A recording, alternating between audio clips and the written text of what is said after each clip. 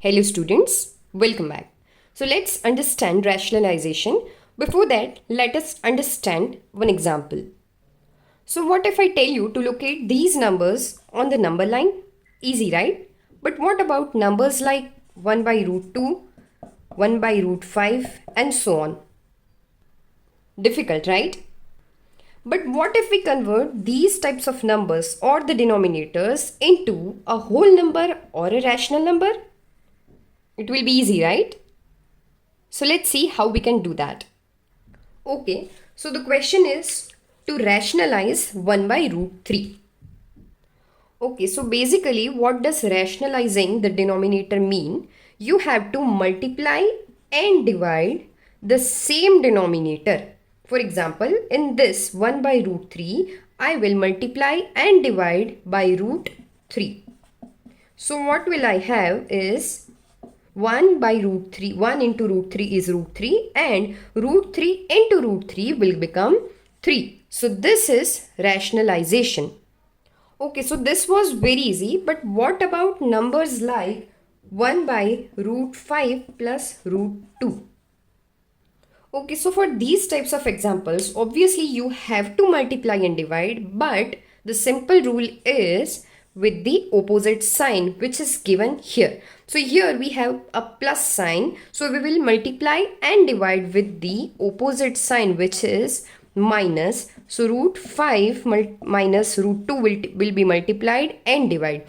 So now on multiplying 1 with root 5 minus root 2, it will be the same number root 5 minus root 2, and here we have root 5 plus root 2 and multiplied with root 5 minus root 2. Okay, so for solving the denominator, we have a formula which goes like this. A plus b when multiplied by a minus b will become a square minus b square. So let us perform this operation. It will be a square minus b square. So this will turn out to be root 5 square minus root 2 square. So the square of a root will be the number itself. So this will be 5 minus 2, which will give us 3. Okay, so this will be root 5 minus root 2 upon 3. Okay, so let us solve one more example.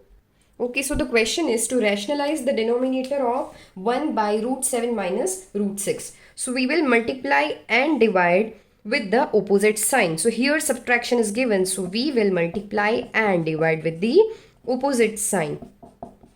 Okay, so multiplying 1 with root 7 plus root 6 will be the number itself, and root 7 minus root 6 multiplied by root 7 plus root 6. Okay, so solving the denominator, which is a minus b and a plus b, which will be equals to a square minus b square. So squaring the root will be the number itself. So this will be 7 minus 6, which is equals to 1. And now this will be root 7 plus root 6 by 1. Okay, so let us solve one more example. Okay, so in the previous examples, we had root on both of the numbers. But in this question, we have only a number with only one root.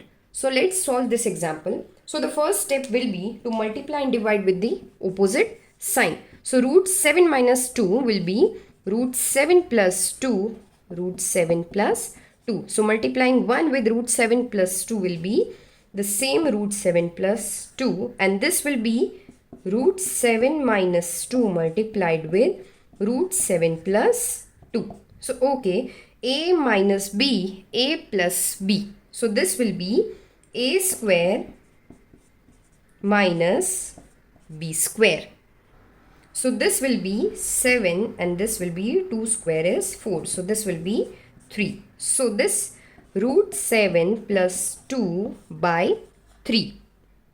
So you can simply write this as like this also, or there is another method of writing this as root 7 by 3 plus 2 by 3. You can either write this or you can write this.